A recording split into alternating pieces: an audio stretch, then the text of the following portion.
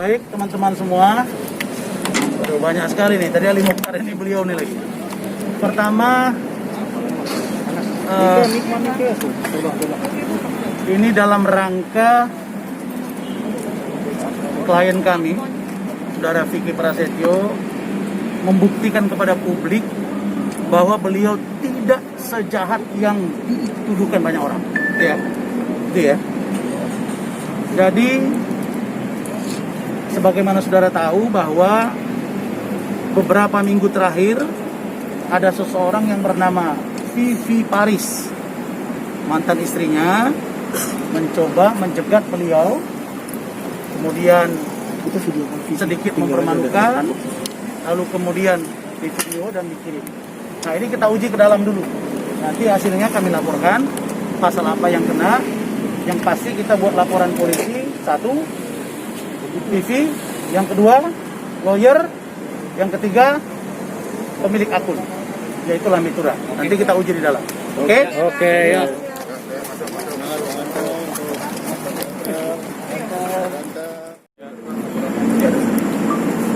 Rinda yang buka dulu.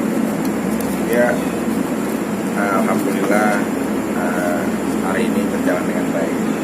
Didampingi sama orang-orang serta kuasa hukum lain sudah dapat mengapresiasikan dari laporan kita dan dilayani dengan baik sekali.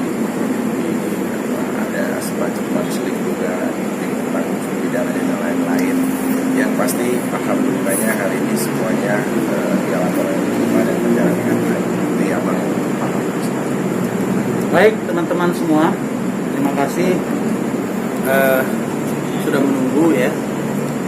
Pertama, sebagaimana saya jelaskan di awal, bahwa klien kami, Saudara Vicky Prasetyo, ingin membuktikan kepada publik bahwa beliau tidak seperti apa yang dibicarakan oleh oknum-oknum tertentu, bukan oleh banyak orang, oleh oknum-oknum tertentu. Di antara oknum-oknum itu adalah Saudara Vivi Paris, atau yang lebih dikenal dengan Royhana Azizah, ya kan? Royhana Azizah. Jadi Royhana Azizah itu nama aslinya, nama panggilannya adalah Vivi Paris. Saudara-saudara, perlu kami sampaikan bahwa laporan kami ini terkait dengan pelanggaran Undang-Undang IT. Apa itu Undang-Undang IT? Pertama, adanya dugaan tindak pidana melakukan dan atau mentransmisikan dan atau mendistribusikan sesuatu yang bukan haknya kepada khalayak sehingga dapat diunggah oleh orang lain dimanapun berada. Itu perbedaan Undang-Undang IT dengan undang-undang yang lain. Karena dia dapat didistribusi, dapat diunggah, dapat dilihat dimanapun. Maka locus delictinya itu tergantung di mana dibuka. Nah, sebagaimana saudara tahu beberapa hari yang lalu, Saudara Vivi Paris, dalam ini Royhana Azizah, yang bersangkutan telah mencegat Saudara Vicky Prasetyo ketika Saudara Vicky selesai melaksanakan syuting di Trans 7 atau Transmedia di Jalan Tendean, Jakarta Selatan. Pada waktu itu, Saudara Vivi patut diduga secara sengaja telah menyerang Saudara Vicky Prasetyo dan berupaya masuk ke dalam mobil sehingga terjadi dorong-dorongan, yang bahasa di situ justru yang terjadi adalah Saudara Vicky yang didorong dan dipaksa keluar dari mobil. Tapi pada faktanya dia mengatakan seolah-olah dia yang didorong. Dan pada saat kejadian itu, Saudara Vivi bersama dengan lawyernya yang diduga, karena belum kami ketahui nama aslinya atau nama benarnya, diduga bernama Yoga, memvideokan kejadian itu. Jadi Saudara Vivi mencegat, kemudian mendatangi, begitu ya, sampai ke mobil, Sampai Vicky mengatakan di dalam video itu kami lihat ada apa-apaan sih gitu. Kemudian saudara Yoga, dalam hal ini yang kami duga bernama Yoga, seorang pengacara, melakukan rekaman, memvideokan, dan lalu kemudian video tersebut didistribusikan. Ini dugaan kami ya, dugaan kami. Kita tidak menuduh ya. Didistribusikan kepada akun yang dikenal dengan Lambe Tura. Jadi oleh karena itu maka Lambe Tura telah juga menayangkan video dimaksud, sehingga sampai hari ini ditonton hampir 1,8 juta per hari ini. Anda bayangkan di situ bahwa ada seorang mantan istri, kemudian membawa anak, kemudian divideo oleh kuasa hukumnya, kemudian didistribusikan ke salah satu akun, kemudian narasinya diatur oleh akun itu sendiri, dan kemudian ditonton oleh banyak orang, akhirnya mencapai hampir 2 juta.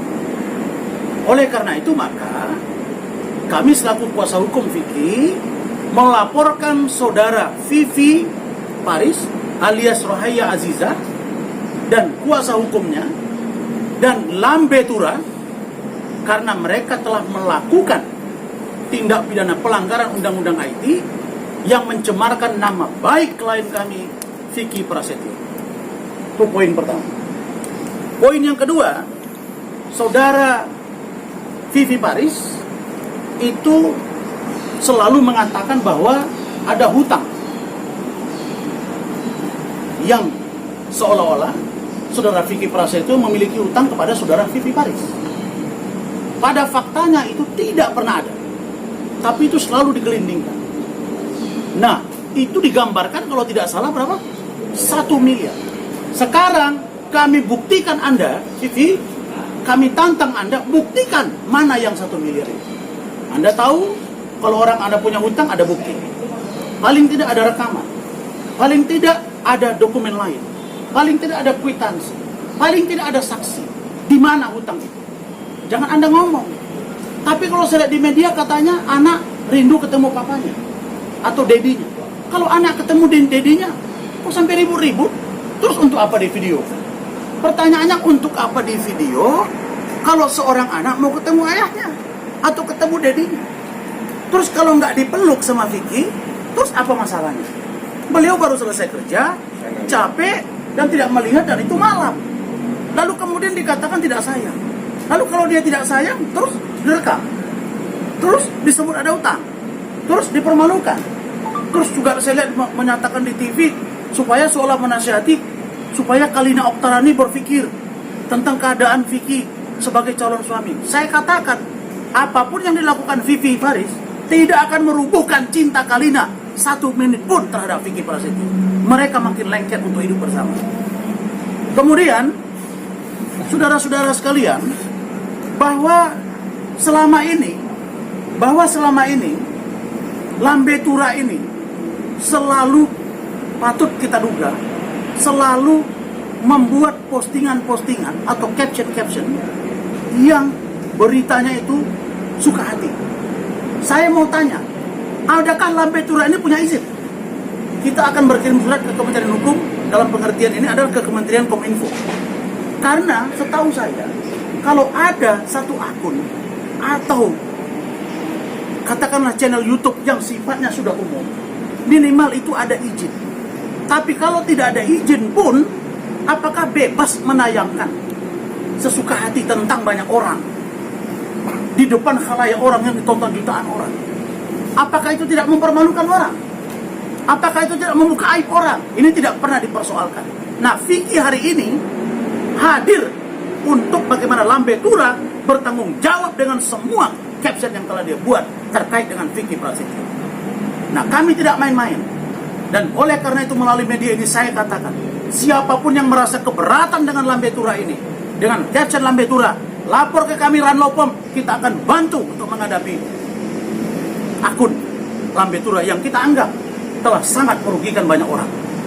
Karena ini adalah laporan dari klien kami. Nah, kemudian saudara-saudara sekalian, terkait dengan memproduksi dan mentransmisikan ini, singkat saja, ini sekali lagi kami minta pertanggungjawaban dari satu, Vivi, yang kedua pengacaranya, yang ketiga Lambe Tura. Perlu saudara ketahui hari ini bahwa Vicky merasa satu, tidak pernah menelantarkan anak. Yang kedua, dia tidak punya hubungan apapun dengan Vivi sekarang, karena itu adalah mantan istri. Dia paham bahwa anak itu tidak ada namanya mantan anak, iya kan? Dia pasti sayang kepada anaknya, tapi malam itu dia tidak lihat. Dan dia lagi capek baru bekerja.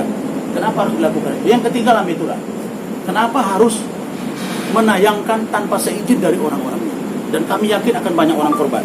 Saya kira itu, oleh karena itu saudara-saudara, pasal yang kami laporkan adalah pasal pencemaran nama baik melalui media elektronik, pasal 27 ayat 3 Undang-Undang IT nomor 19 tahun 2016, dan juga Undang-Undang IT pasal 27 ayat 3 nomor 11 tahun 2008, dan bisa juga nanti ketika pemeriksaan akan masuk ke unsur fitnah, yaitu 310 dan 311. Saya kira itu dari kami. Ada pertanyaan? Jadi kalau ini kan terkait tudingan adanya hutang katanya, tapi pada saat video yang kami lihat itu kan Mas Vicky kan kayak mengelak gitu kan. Kenapa mengelak itu tidak dibicarakan baik-baik atau seperti apa? Kenapa ada seperti itu sampai akhirnya kan terjadi keributan? Gak ada sih, pada dasarnya memang gak ada hutang atau apapun. Kayak tadi kan dari kutipan Pak Rasman sebagai kuasa hukum saya harusnya udah jelas gitu kan. 1M dari mana gitu. Sebenarnya saya sebenarnya tidak mau yang mengambil langkah untuk seperti ini. Tapi kasihan juga dari anak-anak saya yang kena moral karena suatu hal fitnahan seperti ini. Saya berapa kali diam, lebih baik tertarik saya mengisi kegiatan saya dengan alhamdulillah program-program saya yang saat ini semuanya lagi berjalan baik gitu. Terus tapi ya keluarga, anak-anak sepertinya akan ada beban moral berkepanjangan kalau saya nggak melakukan sesuatu dan kalau hanya mendiamkan. Sekali lagi kalau segi permasalahan utang atau apapun memang sudah tidak ada dan tidak pernah ada apapun gitu loh. Kalau masalah tanggung jawab saya terhadap Paris sampai kapanpun juga saya pasti mencintai anak saya. Cuma dengan proses yang sebaik-baiknya, yang komunikasi lah yang baik gitu. Bukan dengan hal seperti itu. Ya cukup deh, kayaknya udah jelas.